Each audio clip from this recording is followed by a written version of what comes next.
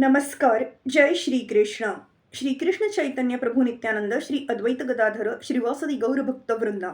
Enunciating text 4, text 5, text 6, and text 7 of chapter 12, creation of the Kumaras and others of third canto, the status quo of Srimad Bhagavatam. Text 4. Sanakam cha sanandam cha sanatanam thatma bhuh sanatkumaram cha munin nishkriya nurdhva retasah. In the beginning, Brahma created four great sages named Sanak, Sananda, Sanatana, and Sanat Kumar.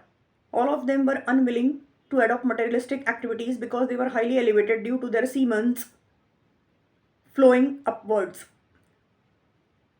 Although Brahma created the principles of nescience as a matter of necessity for those living entities who were destined to ignorance by the will of the Lord, he was not satisfied in performing such a thankless task.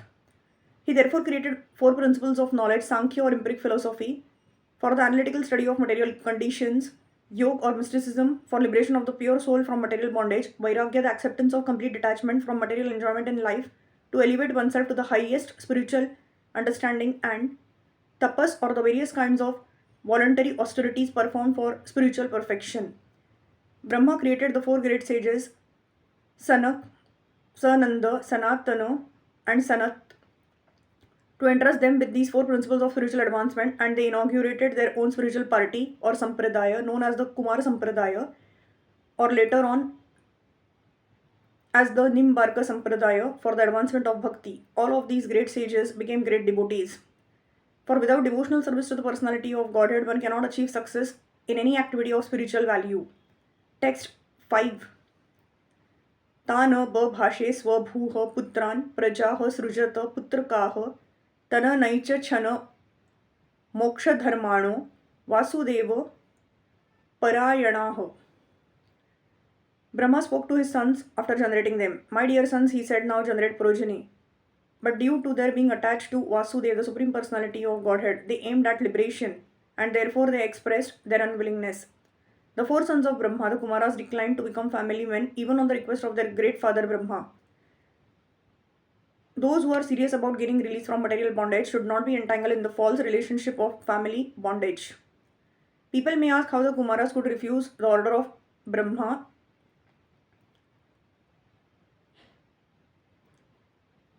who was their father and above all the creator of the universe.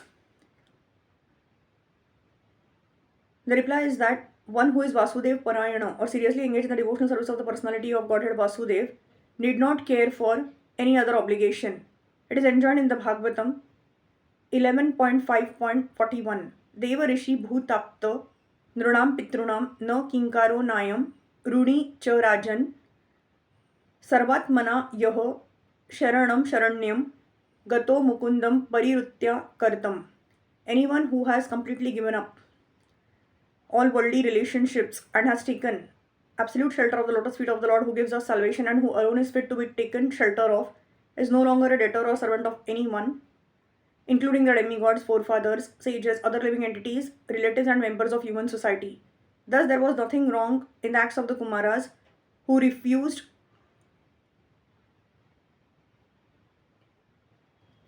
to obey the order of their great father's request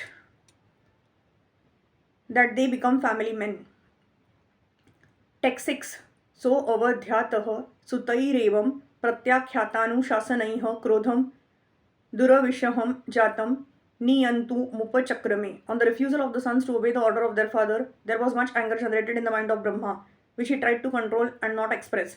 Brahma is the director in charge of the mode of passion of material nature. He therefore was naturally inclined to become angry